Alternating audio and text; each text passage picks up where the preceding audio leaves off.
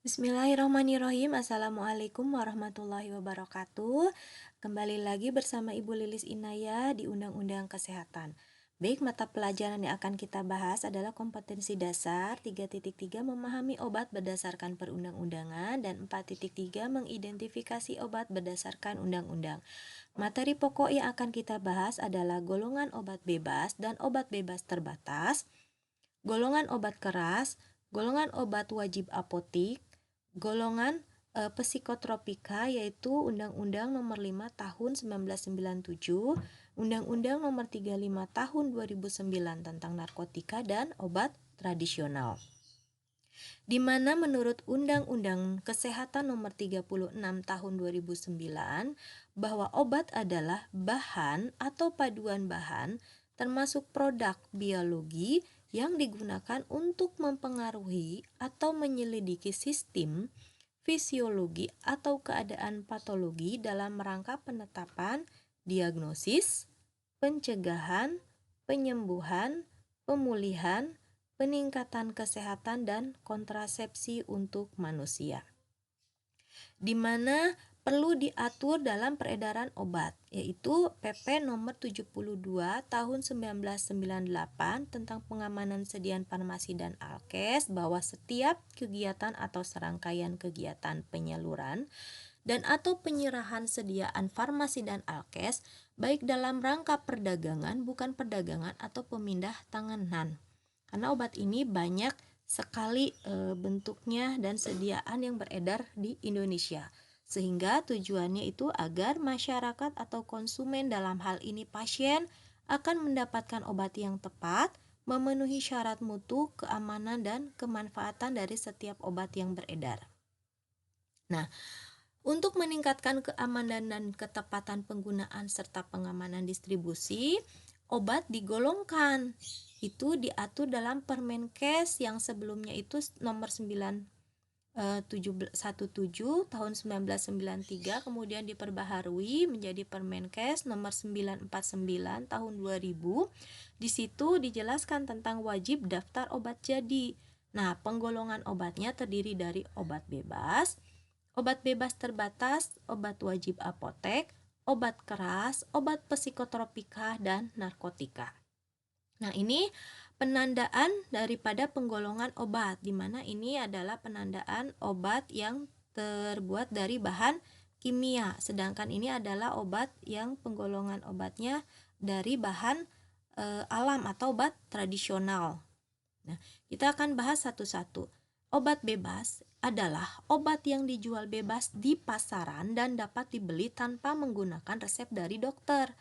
Nah, obat bebas ini disebut juga obat OTC, over the counter. Nah, contohnya itu adalah ada Vitalong C atau multivitamin, ada Antasidadoen tablet, ini untuk obat lambung, kemudian ada Oralit, ada paracetamol tablet.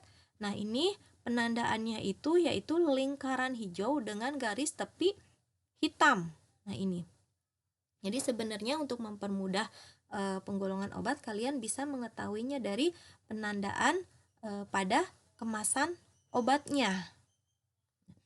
Obat bebas ini dapat diperoleh di apotek, toko obat berizin, supermarket, toko kelontongan, atau warung.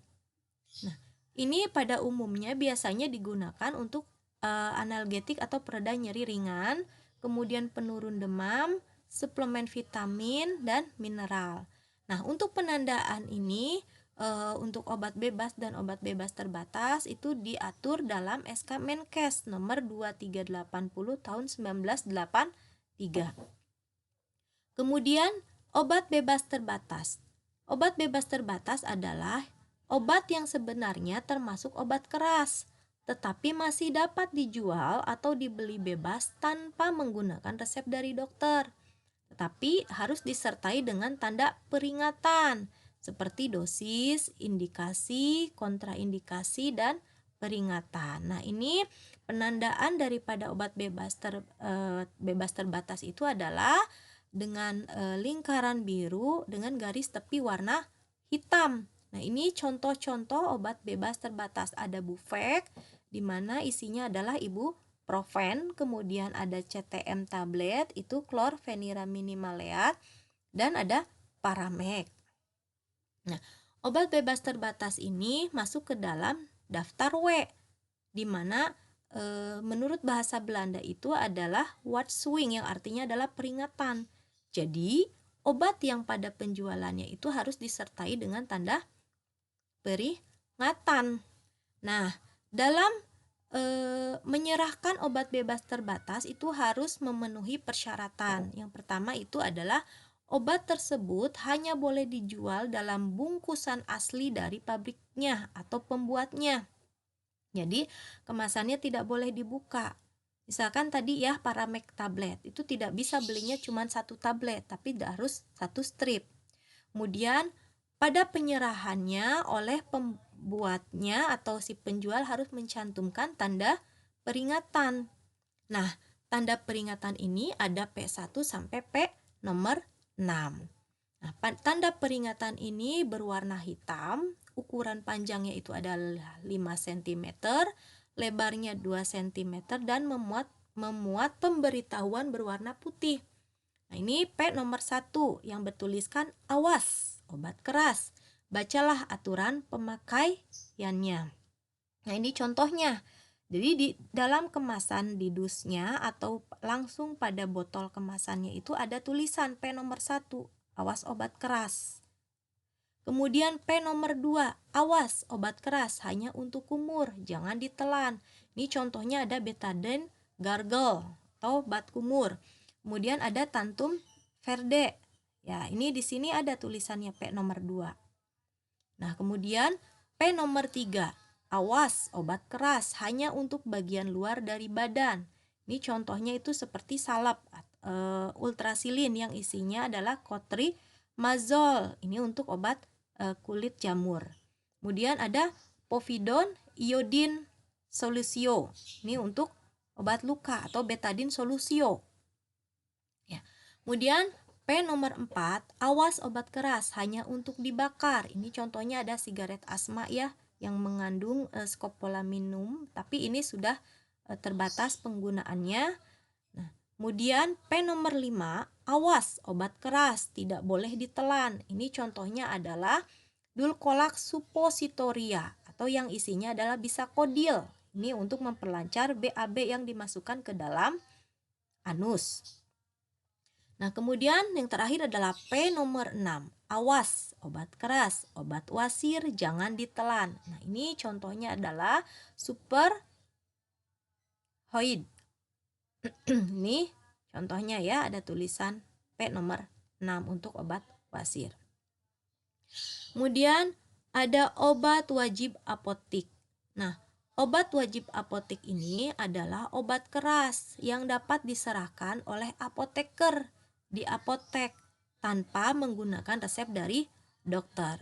Nah, peraturan tentang OA ini itu ada di Kemenkes nomor 347 tahun 1990, itu tentang memuat daftar OA 1, daftar obat wajib apotek ke-1. Kemudian dirubah lagi Kemenkes tahun 1993, yaitu daftar OA 2. Kemudian dirubah lagi Kemenkes tahun 1999, daftar OA 3. Dan yang terbaru adalah Permenkes nomor 3 tahun 2021, yaitu tentang perubahan penggolongan, pembatasan, dan kategori obat. Di situ dijelaskan tentang perubahan penggolongan obatnya, yang dimana awalnya adalah obat keras tapi menjadi obat bebas terbatas. Nah, ini contohnya ada 10 ya, ada famotidin, ini untuk lambung, kemudian ada piroxicam untuk nyeri, kemudian ada cetirizine, loratadine, ini untuk alergi ya, dan yang lainnya. Kemudian ada obat bebas yang sekarang menjadi obat bebas terbatas, contohnya adalah tolnaftate. Kemudian ada obat bebas terbatas yang berubah menjadi obat keras, yaitu ada lidokain dan benzokain. Nah, obat yang diberikan tanpa menggunakan resep dokter itu baik obat bebas terbatas, dan obat wajib apotek itu tujuannya itu untuk meningkatkan kemampuan masyarakat menolong dirinya sendiri, guna untuk mengatasi masalah kesehatan sehingga perlu ditunjang dengan sarana yang dapat meningkatkan pengobatan sendiri secara tepat, aman, dan rasional. Nah, ada beberapa kriteria.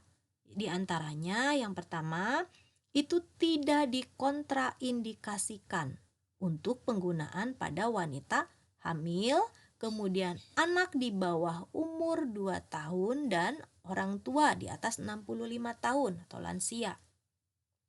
Yang kedua, pengobatan sendiri dengan obat dimaksud tidak memberikan resiko pada kelanjutan penyakitnya. Jadi tidak menyebabkan keparahan pada penyakitnya. Kemudian yang ketiga, penggunaannya tidak memerlukan cara dan alat khusus yang harus dilakukan oleh tenaga kesehatan. Contohnya adalah injeksi yang harus menggunakan alat dan harus dilakukan oleh tenaga kesehatan. Kemudian penggunaannya diperlukan untuk penyakit yang prevalensinya tinggi di Indonesia, dan obat dimaksud memiliki rasio khasiat keamanan yang dapat dipertanggungjawabkan untuk pengobatan sendiri. Nah, apoteker wajib dalam penyerahan OA memenuhi ketentuan, yaitu memenuhi ketentuan dan batasan tiap jenis obat tiap pasien yang disebutkan dalam OA yang bersangkutan. Jadi misalkan ditentukan tuh dalam peraturan OA, misalkan obat asam mefenamat minimal harus 20 tablet, kemudian krim harus minimal 1. Nah, itu maksudnya. Kemudian membuat catatan pasien serta obat yang diserahkan. Nah, ini kemudian memberikan informasi meliputi dosis, aturan pakai, kontraindikasi, efek samping, dan lain-lain yang perlu diperhatikan oleh pasien. Apa sih pertimbangan diberinya OA, obat wajib apotek? Yang pertama itu untuk meningkatkan kemampuan masyarakat dalam menolong dirinya sendiri guna mengatasi masalah kesehatan dengan meningkatkan pengobatan sendiri secara tepat, aman, dan rasional. Yang keduanya, pertimbangannya adalah meningkatkan peran apoteker di apotek dalam pelayanan komunikasi, informasi, dan edukasi serta pelayanan obat kepada masyarakat. Yang ketiganya yaitu untuk meningkatkan penyediaan obat yang dibutuhkan untuk pengobatan sendiri. Berikutnya adalah obat keras. Obat keras ini disebut juga daftar G atau menurut bahasa Belanda itu adalah gevaarlijk yang artinya berbahaya. Jadi, obat dalam golongan ini berbahaya jika pemakaiannya tidak berdasarkan resep dokter. Jadi berarti harus menggunakan resep dokter. Nah, ini dikenal juga dengan obat etikal atau etikal. Nah, menurut Kemenkes, obat keras ini ditetapkan sebagai berikut. Yang pertama, semua obat yang pada bungkus luarnya oleh pembuatnya disebutkan bahwa obat itu hanya boleh diserahkan dengan resep dokter. Nanti akan Ibu berikan contohnya ya.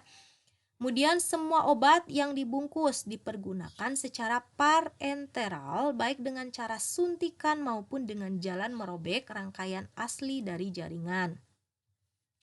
Kemudian semua obat baru terkecuali apabila oleh Depkes telah dinyatakan secara tertulis bahwa obat baru itu tidak membahayakan kesehatan manusia, dan semua obat yang tercantum dalam daftar obat keras, di mana penandaan obat keras ini adalah lingkaran bulat berwarna merah dengan garis tepi berwarna hitam dengan huruf K yang menyentuh garis tepi. Ini diatur dalam Kemenkes nomor 02396 tahun 1986. Nah, ini contoh-contoh obat keras. Nah, ini ada amoksisilin, ini adalah obat antibiotik. Kemudian kandistin, ini obat jamur, biasanya digunakan pada bayi ya yang kena jamur pada mulutnya biasanya. Kemudian ini lidokain, ini bentuk sediaannya adalah injeksi. Nah, ini juga adalah meskipun vitamin C. Vitamin C kan obat bebas, tapi karena dia itu bentuk sediaannya adalah injeksi, maka termasuk obat keras. Tadi ya termasuknya harus menggunakan alat khusus dan diberikannya oleh tenaga kesehatan. Nah, kemudian ini contohnya di dalam kemasannya harus ada tulisan, harus dengan resep dokter, berarti ini adalah obat keras. Berikutnya adalah psikotropika. Nah, psikotropika ini diatur dalam Undang-Undang Nomor 5 Tahun 1997 tentang psikotropika, di mana dijelaskan bahwa psikotropika adalah zat atau obat baik alamiah maupun sintesis, bukan narkotika, yang berkhasiat psikoaktif melalui pengaruh selektif pada susunan saraf pusat atau SSP yang menyebabkan perubahan khas pada aktivitas mental dan perilaku. Nah, psikotropika ini dikenal juga dengan obat penenang atau tranquilizer atau obat keras tertentu, di mana psikotropika ini dibagi menjadi 4 golongan. Golongan pertama itu hanya digunakan untuk tujuan ilmu pengetahuan, jadi tidak boleh digunakan untuk pengobatan. Nah, kemudian golongan kedua ini bisa digunakan sebagai pengobatan dan digunakan dalam terapi atau tujuan ilmu pengetahuan, mempunyai potensinya kuat yang mengakibatkan sindroma ketergantungan. Nah, ini golongan 3 itu dia berkhasiat sebagai pengobatan, digunakan juga dalam terapi dan untuk tujuan ilmu pengetahuan, potensinya sedang, mengakibatkan sindroma ketergantungan. Kemudian psikotropika golongan 4. Ini berkhasiat pengobatan dan sangat luas digunakan dalam terapi dan atau untuk tujuan ilmu pengetahuan. Mempunyai potensinya ringan, mengakibatkan sindroma ketergantungan. Nah, ini contoh-contoh psikotropika golongan 1 ada brolamfetamin, etisilidina, ada etriptamina, ada katinona, mekatinona. Kemudian golongan 2 contohnya amineptina, metilfenidat, sekobarbital. Psikotropika golongan 3 ini ada amobarbital, pentobarbital, flunitrazepam, dan psikotropika golongan 4 contohnya adalah alprazolam, diazepam, fenobarbital, clobazam, flurazepam. Ini banyak digunakan ya dalam pengobatan. Ini perubahan penggolongan psikotropika ini diatur dalam Permenkes nomor 3 tahun 2017. Nah, bagaimana penandaan psikotropika? Nah, penandaan psikotropika yaitu sebelumnya itu psikotropika itu adalah termasuk obat keras. Nah, ini pengaturannya ada di bawah ordonasi obat keras tahun 1949 nomor 419. Tetapi karena mempunyai efek dapat mengakibatkan sindroma ketergantungan sehingga dulu disebut OKT. Jadi penandaannya sama seperti obat keras. Jadi lingkaran merah dengan ada tulisan huruf K yang menyentuh garis tepi warna hitam. Nah, ini. Kemudian berikutnya contoh psikotropika ini ya, alprazolam. Nah, ini kemudian clobazam, ini psikotropika golongan 4. Kemudian berikutnya adalah narkotika. Narkotika ini diatur dalam Undang-Undang Nomor 22 tahun 1997 di mana sudah diperbaharui menjadi Undang-Undang Nomor 35 tahun 2009 tentang narkotika. Di situ dijelaskan bahwa narkotika adalah zat atau obat yang berasal dari tanaman atau bukan tanaman, baik itu sintesis maupun semi-sintesis yang dapat menyebabkan penurunan atau perubahan kesadaran, hilangnya rasa, mengurangi sampai menghilangkan rasa nyeri, dan dapat menimbulkan ketergantungan. Ini dibedakan menjadi 3 golongan. Ada golongan 1, contohnya ada heroin, kokain, ganja. Nah, ini hanya untuk sebagai tujuan ilmu pengetahuan, tidak boleh digunakan sebagai pengobatan. Kemudian ada golongan 2, ada morfin, petidin, metadon. Ini sebagai pilihan terakhir. Ini biasanya digunakan untuk obat-obat analgetik nyeri. Biasanya digunakan untuk yang pasien-pasien CA atau yang mau operasi ya. Nah, CA itu kanker. Nah, kemudian golongan 3 contohnya adalah kodein. Ini untuk obat batuk. Biasanya banyak gunakan untuk pengobatan golongan 3 ini. Nah, bagaimana penandaannya? Nah, penandaannya itu diatur dalam ordonansi obat bius, yaitu palang medali merah. Nah, ini bentuknya. Ini contohnya, ada kodein, kemudian ada peptidin. Berikutnya ada obat-obat tradisional, diantaranya adalah ada jamu. Nah, jamu ini biasanya di Indonesia itu biasa disebut obat herbal. Nah, jamu ini bahannya itu terbuat dari alam, di mana masih berupa simplisias sederhana, seperti irisan rimpang, daun, atau akar kering. Jadi khasiatnya dan keamanannya itu baru terbukti setelah secara empiris berdasarkan pengalaman turun-temurun, jadi belum secara ilmiah.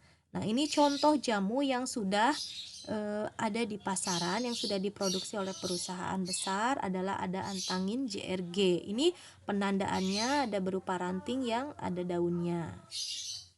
Kemudian ada OHT, obat herbal terstandar.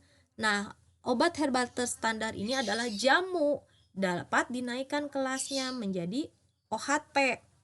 Nah, di mana syaratnya itu bentuk sediaannya harus berupa ekstrak dengan bahan dan proses pembuatan yang terstandarisasi.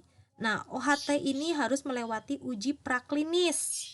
Contohnya seperti uji toksisitas atau keamanan, kemudian kisaran dosis, farmakodinamiknya atau kemanfaatannya, dan teratogeniknya, apakah keamanan terhadap janin. Nah, uji praklinis ini meliputi ada in vivo dan ada in vitro. Kalau in vivo itu dilakukan terhadap hewan uji seperti mencit, tikus, kelinci atau hewan uji lainnya. Tapi kalau untuk in vitro itu dilakukan pada sebagian organ yang terisolasi, kultur sel atau mikroba. Nah, apa tujuannya? Yaitu untuk membuktikan bahwa obat tersebut telah terbukti aman dan berkhasiat. Jadi bahan herbal tersebut berstatus herbal terstandar. Nah, ini contohnya ada lelap, ya. Ini tandanya penandaan obat herbal terstandar. Berikutnya adalah terakhir fitofarmaka. Nah, fitofarmaka ini adalah obat tradisional dari bahan alam yang dapat disetarakan dengan obat modern. Kenapa? Karena proses pembuatannya telah terstandar, ditunjang dengan bukti ilmiah sampai dengan uji klinik pada manusia, di mana mempunyai kriteria. Jadi harus memenuhi syarat ilmiah, protokol ujinya telah disetujui, kemudian pelaksanaannya kompeten, memenuhi prinsip etika, dan tempat pelaksanaan ujinya harus memenuhi syarat. Nah, ini contoh fitofarmaka. Ini ada stimuno ya untuk daya tahan tubuh. Ini penandaannya untuk fitofarmaka.